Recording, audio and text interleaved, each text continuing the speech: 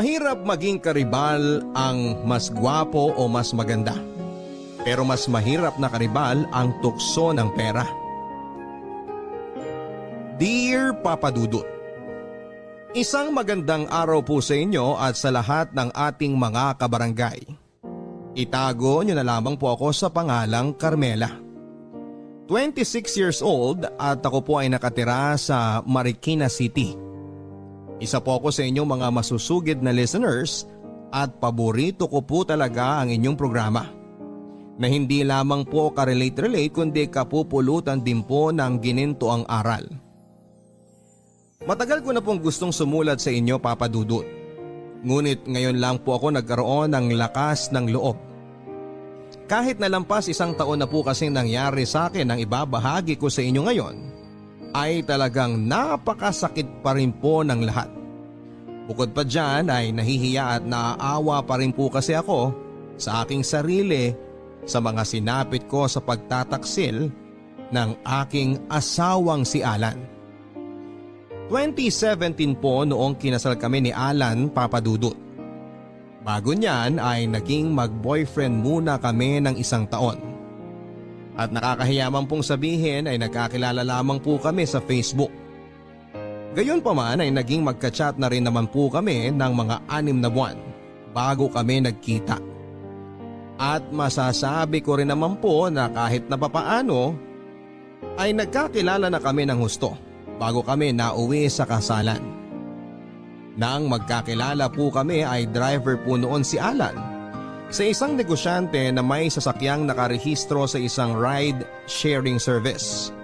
Samantalang ako naman po ay caregiver ng isang mayamang matanda na nakatira sa Quezon City. Taong 2017 din nang mamatay ang aking inaalagaang matanda. Kaya't nang pumanaw na ito ay natapos na rin po ang aking serbisyo sa pamilya nila.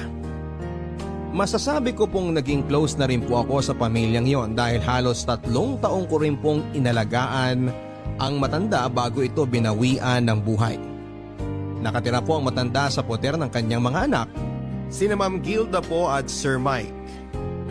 Tulad ang karamihan ng mga mayayaman, madalas din po silang wala sa bahay dahil busy sa kanilang trabaho. At ang mga anak naman po nila ay nakatira sa kondo na malapit sa mga universidad kung saan sila nag-aaral. At dahil ako nga po ang caregiver ng matanda, ay kapag may mga reunion at mga pagsasalo-salo ay kasama din po ako. Kaya't kilalang kilala ko na rin po ang kanilang pamilya. Pati na ang kanilang mga sekreto. Alam ko po na kahit na mukhang maayos po ang pamilya nila sa labas, ay marami po silang problema. Tulad na lamang ng pagiging babaero ni Sir Mike, nakita ko pong sobrang apektado si Ma'am Gilda. Kaya naman sobrang naging banidosa ito at naging suki ng derma, ng gym at ng salon. At doon ko nga po naisip na mas mabuti na nga po siguro ang maging mahirap kesa mayaman nga pero miserable naman sa sariling bahay at pamilya. Nang natapos na po ang serbisyo ko sa pamilya, ay nahirapan po akong makakuha ng ibang employer. Kamalas-malasan nga po dahil ilang buwan pa lamang kaming kasal noon ni Alan at nag-iipon dahil nagbabalak na nga po kaming magkanak. Kaya naman na nagtanong si Ma'am Gilda kung meron daw po ba akong kakilala na mapagkakatiwalaan na pwede nilang maging personal driver ay nirekomenda ko po si Alan. Kumpara po kasi sa sweldo na ino-offer ni Ma'am Gilda, ay laking diferensya po sa pagdadriver ni Alan sa ride-sharing app kung saan ay pagod at puyat pa siya.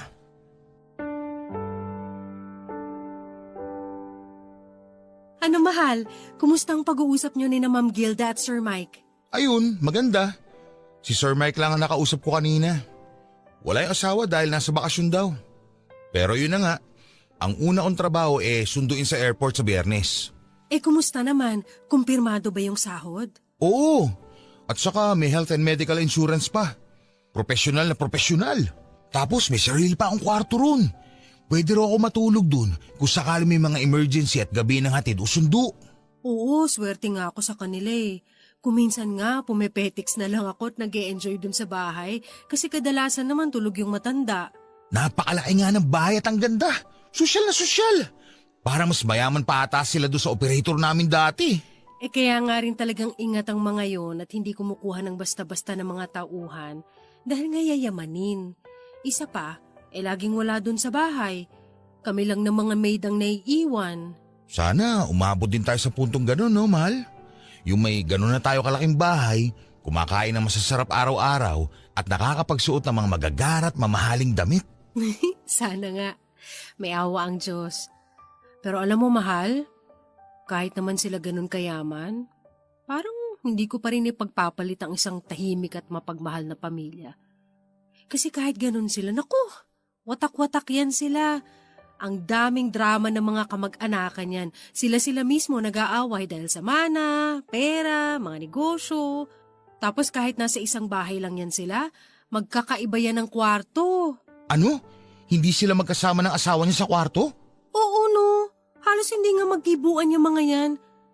Kung sa bagay, minsan lang din kasi nagpapang-abot yan sila sa bahay. Si Sir, laging wala out of town. Si Ma'am Gilda naman, may sarili ring negosyo, pero mas pa-party-party lang ang inaatupag. Yung mga anak nila, tuwing weekend lang din umuwi dahil nga sa mga kondo nga rin nakatira na malapit sa eskwelahan nila. Nagkakasama-sama lang sila tuwing weekend at bakasyon. Ang lungkot naman pala. Kaya nga, kung papipiliin ako, mas okay na yung umalwan lang ng konti yung buhay natin kaysa naman maging kasing yaman nga nila. Pero parang ang naging kapalit naman, pagkawasak ng mga personal nilang buhay. Huwag ka mag-alala. Kahit na yumaman tayo ng ganun, hinding-hindi sa atin mangyayari yun. So, promise? Pex man, mamatay man. Baka mamaya, malaman ko na lang pinupormahan mo na yung mga kasambahay doon, ha? O kaya baka isama-sama ka ni Sir sa mga pinupuntahan niya mga beer house. Naku, subukan mo lang talaga. Si Ma'am Gilda naman yung magiging pinakaamo ko. At ano naman mapapala ako sa mga lakad nun? Puro matrona mga kaibigan nun, panigurado. At saka, bakit pa ako maghahanap ng iba? Ko yung asawa ko pang Miss Universe na ang ganda. Sus, bulero.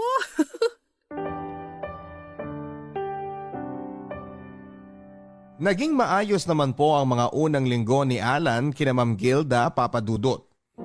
Dahil din po mataas ang kanyang sweldo ay hindi na po ako nagmamadali na maghanap ng mapapasukang trabaho. Nagsimula na lang po muna kami ng maliit na online reselling shop. At yung kinikita doon ay nilalagay ko lang po sa ipon naming mag-asawa.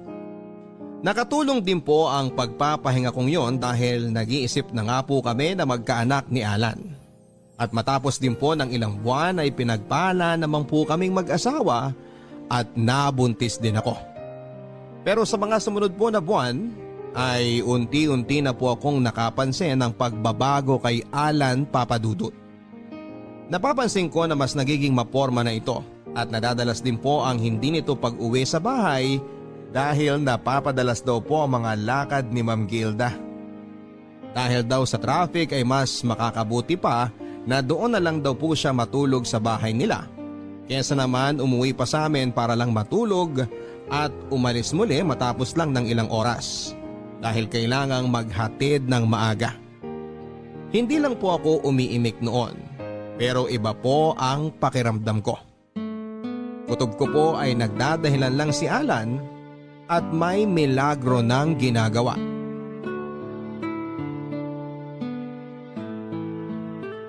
Karen, may gagawin ka ba sa isang linggo? May pasok ako sa trabaho. Bakit ate? Anong meron? Kasi baka pwedeng dito ka na muna matulog next week. Next week? Buong linggo? Oo, sana. Halos layo din naman itong bahay namin dun sa pinapasukan mo, di ba? Oo. Halos pareho lang naman ang layo. Bakit? Anong meron? Kasi si Kuya Alan mo, buong linggo daw siya mawawala next week. May seminar daw kasi si Ma'am Gilda at kailangan niyang ihatid at sundo. Gabi na raw natatapos at maaga nagsisimula kaya sayang daw kung uuwi pa siya dito. Mapapagod lang siya sa biyahe at traffic. Ha? Oo sige, wala namang problema. Pero ate, napapadalas ata yung hindi pag-uwi ni kuya dito sa inyo ah. Ang hirap niyan kasi buntis ka pa naman. Kapag may emergency, wala ka man lang makasama dito minsan. Kaya nga eh. Pero doon naman sa ibang araw minsan, pa isa-isang gabi lang siya nawawala. At saka, ilang buwan pa lang naman itong si baby, hindi pa naman ganun kasela ng kalagayan ko. Kahit na. Mahirap ang mag-isa lang dito. Nakakapag-alala yan. At kung ganyan ka-busy ang schedule ni Kuya Alan, paano na lang sa mga susunod pang buwan? Mas magiging delikado na ang lagay mo nun. Naku, ang sabihin mo, ang mas nag-aalala ko baka may ibang inuuwian. Ano? Joke lang. Naku ate ha, feeling ko may pinaguhugutan yung hirit mo na yan. Bakit mo nasabi yon? Ano nangyari? Wala. Ay naku ate, kilala kita. Alam ko yung mga ganyang tono mo, may hugot yan. Ewan. Siguro napaparanoid lang din ako dahil buntis. Alam mo yon, yung emosyonal. Feeling ko kasi parang biglang naging malayo si Alan sa akin. Paanong malayo? Madalang na lang kami magkwentuhan. Parang palaging aligaga at lumilipad ang utak tapos nag-shopping ng mga bagong damit. Akala mo may pinopormahan. Pero minsan naisip ko baka naman ganun talaga kasi nga syempre personal driver, kailangan presentable siya dahil puro mga mayayaman yung mga nakakasalamuha niya araw-araw eh. Naku ate, sabi ko na eh. Parang may nagbago nga ng konti kay Kuya Alan nung huli tayong nagkita-kita. Ngayong nabanggit mo, parang babae nga ang dahilan. Ano ka ba? Ginagatungan mo pa ako eh. Di ako gumagatong ate ha. Kinukumpirma ko lang yung mga hinala mo. Habang tumatagal po ay mas lumalakas ang kutob ko na may ibang babae si Alan, Papa Dudut. Bukod sa napapadalas po kasi ang hindi niya pag-uwi sa amin, napansin ko rin pong may pagbabago sa ugali niya. Kung minsan po kasi pakiramdam ko ay palagi po siyang distracted o iba ang kanyang iniisip. Kung minsan naman po ay sobrang sweet niya sa akin na parang bumabawi na ewan. Pero kahit na gano'n naman po, kahit na papaano ay hindi naman po siya nakakalimot sa mga obligasyon sa amin. At never po naming naging problema ang pera. Hanggang isang araw ay may napansin akong kakaiba sa damit ni Alan. May kakaiba po itong amoy, pabango ng babae. Nung una ko po itong napansin ay binabaliwala ko lamang ito. Pero nang napapadalas na po ang napapansin kong amoy sa kanyang mga damit, ay kinompronta ko na po si Alan, Papa Dudut. Pero kagaya ng inaasahan ay tinanggi niyang may babae siya. At ang idinahilan niya, ang amoy daw na yon ay air freshener daw sa kotseng minamaneho niya. Matapos pong i-deny ni Alan na nambababae siya ay mas lalo po akong nagduda sa kanya, Papa Dudut. Kitang-kita ko po kasi sa reaksyon niya na nagulat po siya sa aking sinabi at halatang nag-iisip lang ng maidadahilan. Kaya po mula nang kinompronta ko po si Alan ay naging mapagmasid na po ako sa mga kinikilos niya.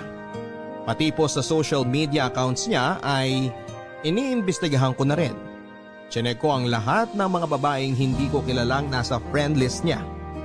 At tinitignan ko kung posible kayang yon ang kinakalaguyo niya. Pero wala po akong nakitang kakaiba.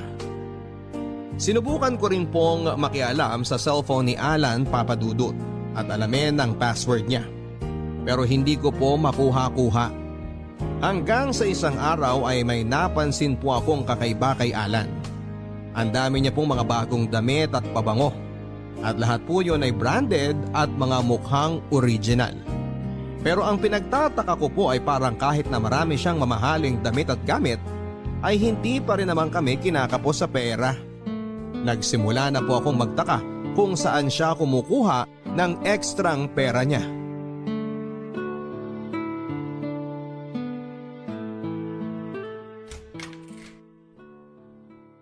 Oh, mabuti naman at maaga ka ngayon. Oh, namili ka na naman? Wala, konti lang naman to. Nagluto ka na ba? Magluluto pa lang. Wag na. Tamang-tama, may dala ako ditong pagkain. Oh, mamahaling restaurant to ah. Sinamahan ko kasi si Ma'am kanina eh. Nag-meeting siya dyan. In-orderan na rin ako ng pagkain para daw sa atin. Naku, ang bait talaga ni Ma'am Gilda. Oo, mabait talaga. Ano na naman sinaping mo? Mga damit lang to tsaka rubber shoes. Naka-sale kasi. Ay sige nga akin na para malagay na sa labahan. Andyan sa bag. Oh, mga branded to 2.5 para sa isang polo? Grabe naman. Yan yung original price. 500 ko lang nabili ang mga yan. Teka, 3 to Tapos may mga t-shirt pa. Kung 500 ang isa nito, magkano inabot? Mura lang yan. Mga naka-sale na yan. Abay, kung 3 to, 1.5 para sa polo lang. Alan, alam ko na kailangan mong bumili nitong mga magagarang damit para sa trabaho, pero parang nakakapanghinayang naman. Ilang damit na mabibili mo sa 500? May bonus naman ako eh. At saka, hindi naman tayo kinukulang dito, di ba? Yung rubber shoes na yan. Mukhang original yan at mamahalin na. Magkano naman yan? Basta, 2,000, 3,000. basta mura lang yan. Naka-sale din yan. Alan, sana yung mga ganyan, iniipon na lang natin. Bakit? Meron pa rin naman ako naiipon ah. Sa totoo lang yan nga ang pinagtataka ko eh. Ano? Bakit kahit pa na yung bili mo ng mga mamahaling gamit, hindi tayo kinakapos sa pera? Magaling ako mag-budget eh. Bakit ba? Ikaw din naman dyan sa online mo ah. Hindi naman ako humihingi dyan sa mga kinikita mo dyan ah. Bumibili ka rin naman ng mga gusto mo. Pero hindi mga ganyan kamahal na hindi na praktikal bilhin. Hindi naman tayo mayaman eh. Bakit? Ngayon lang naman ako bumili ng mga ganitong bagay para sa sarili ko ah. At saka akala mo lang mahal yung mga yan. Pero kumpara sa mga chipipay na damit, yung mga yan taon bago masira. Andun na ako. Pero nagtataka ako kung saan mo kinukuha ang extra mong pera. Alam ko ang sweldo mo at alam kong hindi mo kayang bumili ng mga ganyang kamahal. Ano na naman bang pinapalabas mo? Nagtataka lang ako kung saan ka kumukuha ng extra. Binibigyan ako ng bonus minsan. Pag nagpapabili, kadalasan hindi na inukoy sukli. Iniipon ko at yun ang pinambibili ko ng mga yan. O ano? Okay na? Hirap sa'yo eh. Masyadong kung ano-ano iniisip mo sa akin. Wala kang tiwala. Lumabas-labas ka nga minsan at nang hindi ka nabubuang dito mag-isa sa bahay. Kapag nagtatalo po kami ni Alan ay palagi niya po akong binabaliktad, Papa Dudut. Palagi niyang sinasabi na kung ano-ano raw ang iniisip ko at napaparanoid ako dahil madalas na naiiwan lamang ako mag-isa sa bahay. At dahil daw buntis ako, kaya ako nagiging emosyonal. Sa makatuwid ay pinapalabas po sa akin ni Alan na walang basihan ng mga pagtatanong at mga pagdududa ko sa kanya. Pero the more na sinasabihan niya po ako noon ay mas lumalakas pang lalo ang aking paghihinala. At hanggang isang araw nga po sa 7th buwan ng pagbubuntis ko ay naulit na naman at nagpaalam sa akin si Alan na mawawala daw siya ng 1 linggo. At sa pagkakataon na yon, Papa Dudut, ay out of town pa daw dahil kailangan daw niyang samahan si Ma'am Gilda sa Cebu para ipagmaneho at maging bodyguard habang binibisita nito ang bagong kumpanyang itinayo raw sa Cebu.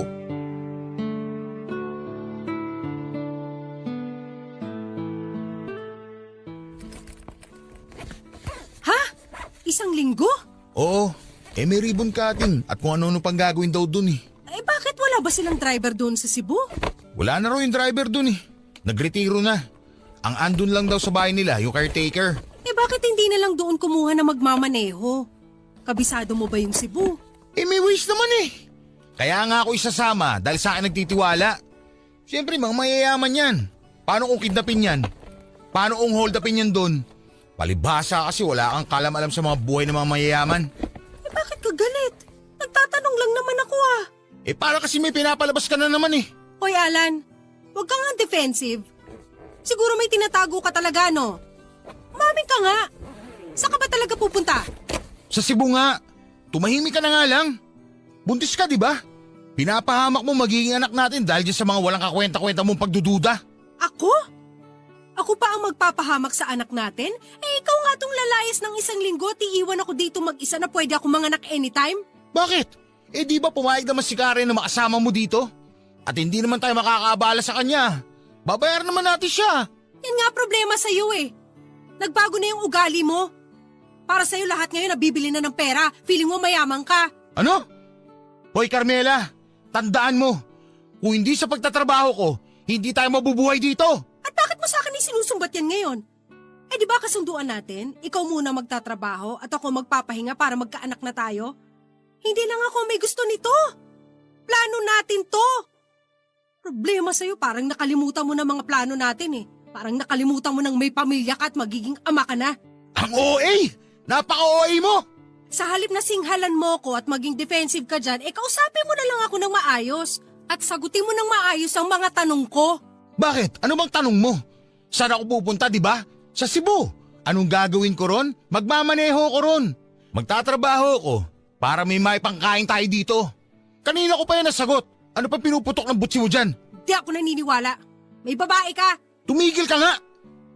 O ito, tawagan mo si Ma'am Gilda. Dali, kumpirmahin mo. O ano, ayaw mo? Eh di sige, ako ang tatawag at ipapakausap ko sa'yo para matigil ka na. Wag na. O ano? Ngayon ayaw ka. Magagalit ka tapos hindi mo naman kayang panindigan. Ikaw Carmela ha, kontrolin mo yung emosyon mo. Tandaan mo, kapag ikaw nakunan dahil dyan sa mga imahinasyon mo, kasalanan mo lahat yan. Labas ako dyan. At hindi kita mapapatawad kapag may nangyari masama sa anak natin dahil dyan sa kaoean mo na yan. Tinuloy po ni Alan ang kanyang biyahe papunta ng Cebu, Papa Dudut. Pero hindi ko po talaga maalis sa sarili ko ang pagdududa kung talagang aalis siya para sa trabaho. O nagdadahilan lang siya para makipagkita at makasama ang kalaguyo niya. Pero dahil nga po sa ikapitong buwan ko na yon ng pagbubuntis ay iniwasan ko na lamang po ang ma-stress. Medyo natakot din po ako sa babala ni Alan na baka makunan ako dahil sa kakaisip ng kung ano-ano. Kaya kahit na napakahirap po sa akin ay pinigilan ko pong maparanoid at magalit. Pero sa ika-4 na araw sa out of town ni Alan ay hindi ko na po napigilan ang sarili ko, Papa Dudut. At dahil dati ko na rin namang naging amo ay meron pa rin po akong personal na number ni Ma'am Gilda. At nangahas na nga po ako at tinext ko siya upang kumpirmahin kung may biyahe nga ba siya sa Cebu at kung kasama niya si Alan. Sumagot naman po si Ma'am Gilda sa text ko at kinumpirma na nandun nga sila sa Cebu at kasama niya raw po doon si Alan. Sa totoo lang po ay hindi ako makapaniwala noong una. At inihanda ko na ang sarili ko na makabasa ng bagay na ikakagalit ko kay Alan. Pero dahil nga po kinumpirma naman ni Ma'am Gilda na kasama niya si Alan, ay bahagya na pong napayapa ang pakiramdam ko.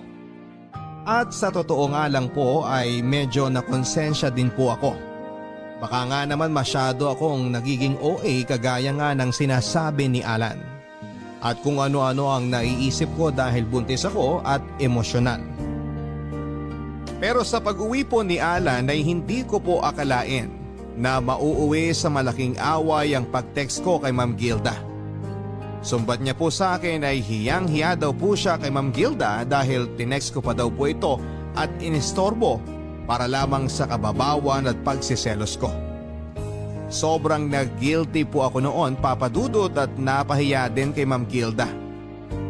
Gayon pa man dahil sa pagwawala pong yon ni Alan ay mas lalo ko po tuloy naramdaman, Papa Dudut, na may maling nangyayari.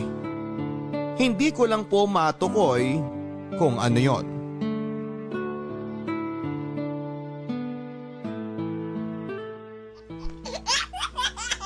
Ang gwapo-gwapo naman ng junior na to, manang-mana sa tatay.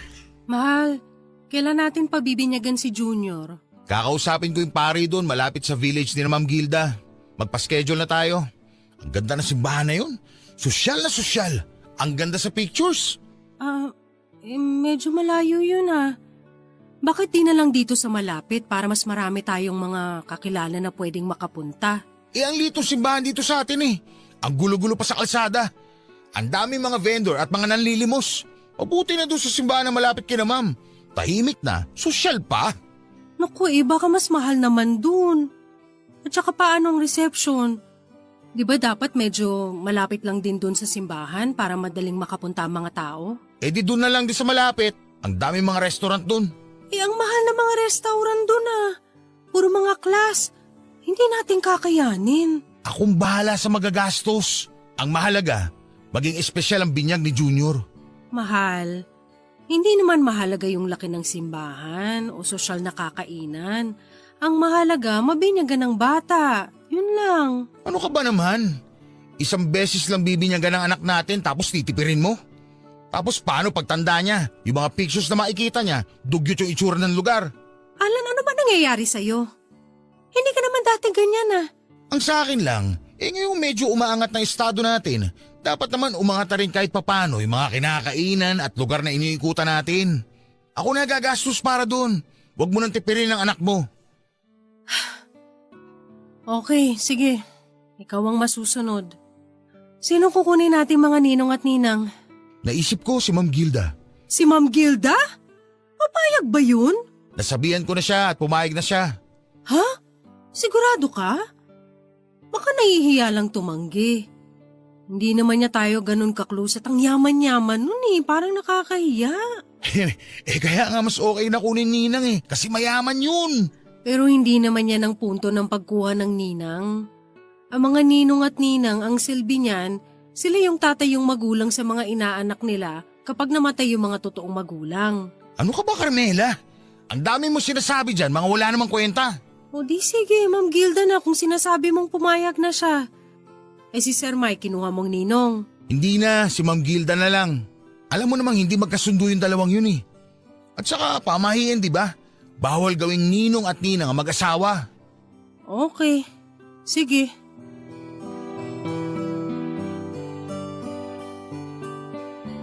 Nang nag-uusap po kami ni Alan tungkol sa binyag ng aming anak ay doon na po biglang may pumitik sa aking realisasyon at paghihinala na ni minsan ay hindi ko akalaing sasagi sa utak ko. Sa loob po ng maraming buwan ay kung sino-sino mga babae ang pinaghinalaan ko na posibleng kalaguyo ni Alan. Mga ex-girlfriend niya, mga babaeng nag-add sa kanya sa social media, mga babae na na-meet niya habang nagtatrabaho siya. Pero ni minsan ay hindi ko po naisip na posibleng si Ma'am Gilda ang kinakabitan niya. At ang naisip ko po yun, ay biglang parang nagkaroon ng kasagutan ng lahat ng aking mga tanong. Mga mamahaling damit ni Alan, yung pagiging banidoso niya, at higit sa lahat ay ang pagiging pakawala niya sa pera. Ayoko man pong isipin dahil nakapalagayan ko na po ng loob si na Ma'am Gilda. At bukod pa dyan ay medyo nandidiri din ako dahil sa kasing edad na ng nanay ko si Ma'am Gilda. Ay unti-unti na rin pong bumigat ang paghihinala ko na boy toy ni Ma'am Gilda ang asawa ko.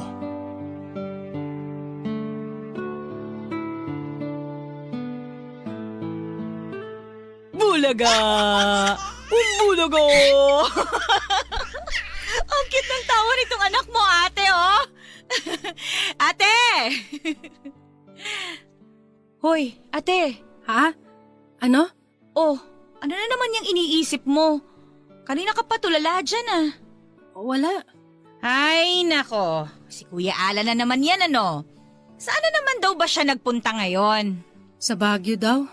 Mamimili daw ng mga halaman si Ma'am Gilda doon. Alam mo, ate, kung sino-sino pa ang pinaghihinalaan mong babae, tapos yun pala, amo ni Kuya Alan yung kalaguyo niya, no? Ha? Ay, joke lang, ate. Ito naman, kadiri kaya yun. Oo nga. OMG, ate. Pinaghihinalaan mo nga na yung amo ni Kuya Alan yung kabit niya? Hindi, ano ka ba? Kasing edad na ng nanay niya yun, no? OMG! Ate, oo nga! Posible nga! Kasi bakit biglang parang naging sosyal tong si Kuya Alan? At saka kung gumastos, kala mo CEO ng kumpanya. Hindi, ano ka ba? Huwag mo nga akong pinag-iisip ng mga nakakadiring bagay. Sus! Ate, sigurado ako naiisip mo rin yan. Ano, di ba? Totoo? Aminin mo! Oo, nagdududa rin ako. Ano ba yan, ate? Parang kung totoo yan? Yung karibal mo, parang nanay mo ng edad! Hindi mo pa kasi nakikita si Ma'am Gilda. Kahit na lampas 50 na yon, mas sexy pa sa akin. At mukhang tetrentahin lang dahil bukod sa adik na sa Zumba, ang daming mga pinaritoke sa katawan. We, di nga. Ay, teka. Oh, ito, tignan mo. Etong picture niya. Hala, ate. Oo nga. Medyo halata mo ng konti na may edad na. Pero ang katawan, unfair, parang hindi pa nanganak. At hindi naman sa pag-aano ate ha. Pero parang kabahan ka nga kung ito man yung ipinagmamaneho ni Kuya Alan araw-araw. Pero baka naman napaparanoid lang ako, Karen. Malaki na rin ang tiwala ko kay Ma'am Gilda. Kung meron mang babaeng nagsusustento kay Alan, baka isa sa mga amiga ni Ma'am Gilda. Hindi rin naman magagawa sa akin to ni Ma'am.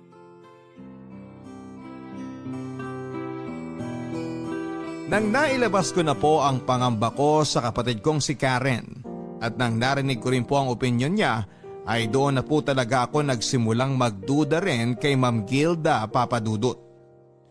Para po kasi sa edad ni Ma'am Gilda ay talagang napaka-sexy at maganda siya. Hindi ko yan may kakaila, may pagkatsinita, maputi, tapos ay may tulong pa ng siyensya at mga mamahaling mga damit at gamit. At hindi rin po ako nagtataka kung matipuhan ni Ma'am Gilda si Alan Papadudut. Bukod sa bata pa po kasi ay may itsura naman po kasi talaga ang asawa ko. Matangkad, moreno, maganda ang katawan. Lalo po nung naging mas banidoso siya at naka-afford ng mga mamahaling mga damit. Mas lumabas din po ang pagiging gwapo niya.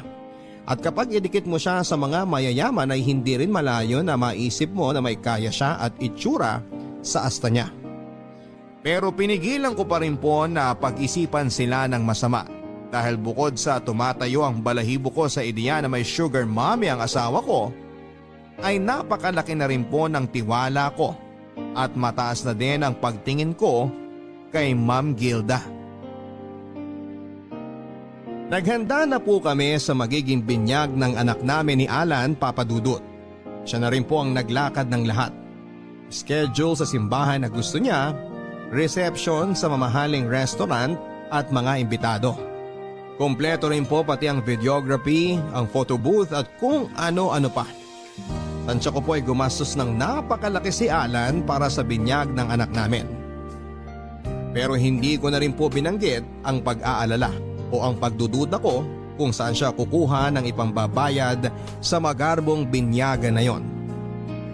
Nang papalapit na po ang binyag ay humiling po ako ng isang sign sa aking pagdududa kina Alan at Ma'am Gilda Papadudut.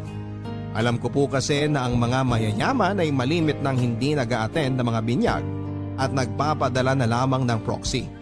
Lalo pa kung hindi rin naman sosyal ang nag-iimbita o kung wala silang mapapala sa pagpunta. Sa tinagal-tagal ko po kasi na nagki-caregiver sa pamilya ni Ma'am Gilda, ay medyo nakabisa ko na po ang utak ng mga mayayaman.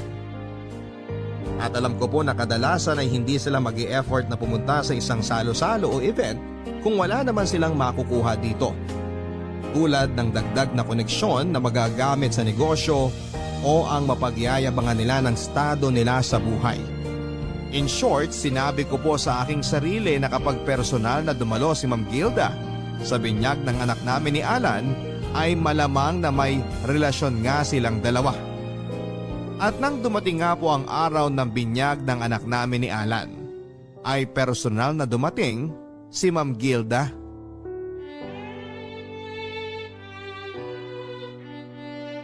Ma'am Gilda, dito na kayo maupo sa table namin. Ay, thank you, Alan. Very gentleman naman. Hindi mo na kailangan gawin yon dahil ngayon, magkumpare na tayo. Oh, Carmela, long time no see. Oo nga po, long time no see po, Ma'am Gilda. Oh, wag ka nang mailang at ngayon magkumare na rin tayo. Buti naman po at napaunlakan ninyo itong munting selebrasyon ng pamilya namin. Naku, syempre naman, kayo naman. Parang pamilya ko na rin kayo, no? Salamat po. Parang nanay na rin po ang turing namin sa inyo ni Alan. Grabe ka naman makananay kay Ma'am Gilda, Carmela. Batang-bata pa yun si Ma'am, oh. Oo nga, Carmela, ano pa yan? Age is just a number. Oo nga po parang nakakatandang kapatid nga lang namin kayo. Yan. Older sister, that's more like it. Ma'am, wine pala. Gusto nyo, ikuha ko na kayo ng wine? O sige. Pero ano bang wine ang meron sila dito? I don't think meron sila nung gusto ko, pero it's okay, Alan. Don't worry about it. Mamaya na lang ako magwa-wine. Sige po. So, kumusta pala, Carmela? Medyo tumaba ka ng konti since nung huli tayong nakita, ha? Ganun po ba? Naku, sinasabihan ko nga yan mag-gym kaso ayaw. Tamad naman. Naku, Carmela, dapat kahit nanay ka na, hindi mo pa rin pababayaan ang katawan mo. Oo nga po eh. Baka mambabae pa tong si Alan ano. Nga po pala, Ma'am Gilda. Ano pala yung air freshener ninyo sa kotse? Ang bango-bango po eh. Parang gusto kong maglagay din sa CR namin. Air freshener? Yan po oh. Naamoy ko nga po sa inyo nung nagbeso-beso tayo kanina. Ang bango po kasi. What? Carmela, it's not air freshener. It's my customized perfume that I ordered from France. Talaga po? Kasi naaamoy ko rin yan kay Alan eh. At ang sabi niya air freshener daw sa kotse. Carmela! Sobrang dami niyo po ba maglagay ng pabango kaya pati sa damit ng asawa ko dumidikit? Kuminsan nga po abot hanggang brief eh. Carmela, ano ba? Excuse me? Carmela, anong gusto mong palabasin? Ma'am, huwag niyo napansinin yan. Wala naman po akong gustong palabasin. Pero tanong meron. Sugar mommy po ba kayo nitong asawa ko? Excuse me? Carmela, ano ba? Tumahimik ka na. Mag-iingat ka sa pananalita mo. Ang tanong ko, binabayaran niyo ba ang asawa ko para ikama niyo? How dare you! Uy, ano ba? Tama na, Carmela! Tama na! Make her stop! Bitawan mo si Ma'am Gilda! Tama na yan!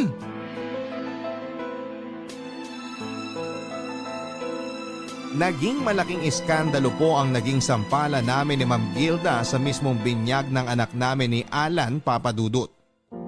Hindi ko na rin po kasi napigilan ang sarili ko. Lalo na noong naamoy ko ang pabango ni Ma'am Gilda na matagal ko na rin pong naaamoy sa mga damit ng asawa ko. Nang nasinghot ko po ang pamilyar na amoy na yon ay bigla pong parang sinampal din ako ng realisasyon na siya nga si Ma'am Gilda nga ang kabit ng asawa ko. Matapos nang nangyari sa binyag ay hindi na rin po ako tumuloy sa bahay namin ni Alan Papadudut. Kasama ang aking anak ay dumiretso na ako sa bahay ng kapatid kong si Karen. Sa punto pong yon ay handang-handa na po akong makipaghiwalay kay Alan. Pero matapos ang ilang araw nang medyo kumalma na ako, ay unti-unti na rin po akong natakot. Natakot na lumaki ang anak namin sa isang broken family. At higit sa lahat ay natakot din po ako. Natakot ako na paano kung nagpadala lang po ako sa aking emosyon at wala naman talaga silang relasyon ni Ma'am Gilda. Kung tutuusin po kasi ay amoy lang naman ang pabango ni Ma'am Gilda ang naging batayan ko para isipin na siya ang kabit ng asawa ko. Kung tutuusin ay wala pa rin po akong konkretong ebidensya sa pambababae ni Alan. Pero matapos po ang ilang araw ay nakuha ko na po ang konkretong ebidensya na hinahanap ko. Nakaramdam po ako ng kakaiba sa maselang bahagi ng aking katawan. At nang nagpa-check up po ako, nalaman kong may STD po pala ako.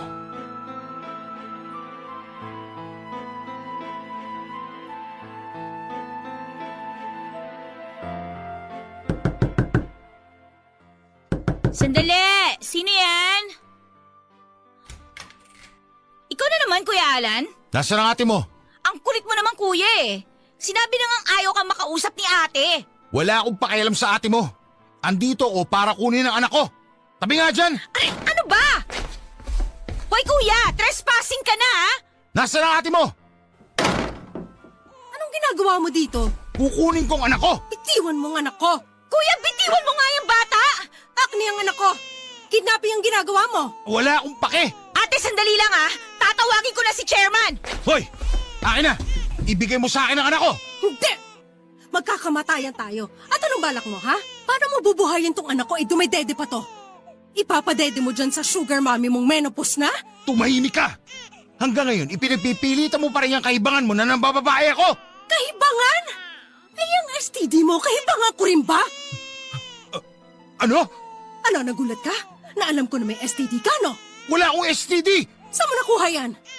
Diyan sa matronang gilda na yan, kung sino-sinong lalaking kinakana, di ba? Hoy, Alan! Kung sa tingin mo naka-jackpot ka na dyan sa gilda na yan, nagkakamali ka! Pag nagsawa yan sa'yo, itatapong ka lang din yan tulad ng ibang mga pampalipas oras niya! Tumahimik ka, wala nga akong STD! Kung wala kang STD, eh kanino ko nakuha ang sakit ko? Nakakatiri ka! Aba malay mo kung sino nagbigay sa'yo niyan! Kapal na mukha mo! 9 na buwan ako nagbuntis. Halos kakapanganak ko pa lang, ikaw pa lang ang gumagalaw sa akin. Hayop ka, nakakatiri ka! Wala akong alam sa sinasabi mo! Lumayas ka! Lumayas ka sa harap ko, nakakatiri ka! Hindi ako aalis dito nang hindi ko kasama ang anak ko! Hindi ko ibibigay ang anak ko sa'yo. Marumi ka! Nakakadiri ka! Masama kang tao at wala kang kwentang ama! Akin na yung anak ko! Ate, papunta na ang barangay. Ikaw ha, huwag mong hintayin na kaladkarin ka nila palabas. Lumayas ka sa harapan ko! Ayoko na makita yung pagmumukha mo!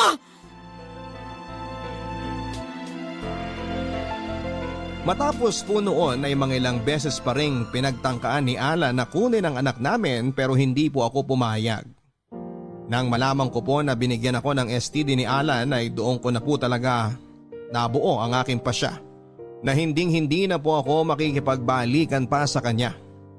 Diring-diri po ako noon kay Alan, Papa Dudut, at diring-diri po ako sa sarili ko. Dahil sa nangyari ay kumonsulta na rin po ako sa isang abogado kung ano ang maaari kong gawin upang mapawalang bisa na ang aming kasal. Pero sa kasamaang palad ay hindi ko pa rin po natutuloy ang masalimuot na prosesong yon. Kahit 1 taon nang nakakalipas dahil kulang pa rin po ang ipon ko para sa pagpapaanal. Ang huli ko pong balita ay nagtatrabaho pa rin po si Alan kina Ma'am Gilda. At ayon nga po sa mga kwento-kwento at chismis ng mga kakilala, ay simula nga daw po na mag-pandemic ay doon na ata tumira talaga si Alan sa bahay ni na Ma'am Gilda at hindi na umuwi sa dati naming bahay. At hindi ko po maalis sa isipan ko na siguro'y mula nang mag-lockdown ay naging ganap na ngang boy toy ni Ma'am Gilda si Alan, na anytime ay pwede niyang babain sa driver's quarter kapag gusto niyang maglibang. At dahil din po sa mga nabalitaan ko ay mas lalo ko pong na-realize na tama ang naging desisyon ko, Papa Dudut. Tama na nakipaghiwalay ako kaagad kay Alan dahil bukod sa niloloko niya ako, binigyan ako ng sakit, ay na-realize ko na hindi ko na pala talaga siya kilala.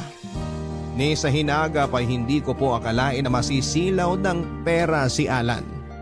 At kapalit pala ng konting karangyaan at luho sa buhay, ay handa pala niyang ipagpalit ang sarili niyang mag-ina. Kaya kahit na natatakot po ako na maging single mom, ay nagpapasalamat na rin po ako na maaga pa lang ay natuklasan ko na kung ano ang klaseng tao pala talaga si Alan. At nailayo ko na rin ang anak ko sa irresponsable niyang ama. Maraming salamat po, Papa Dudut, kung sakaling mapipili ninyo ang kwento kong basahin.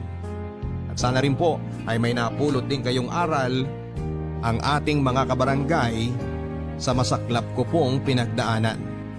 Ang inyong forever kapuso at kabarangay, Carmela.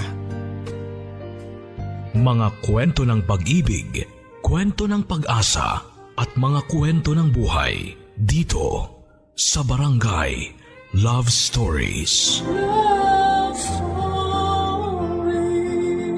Forever.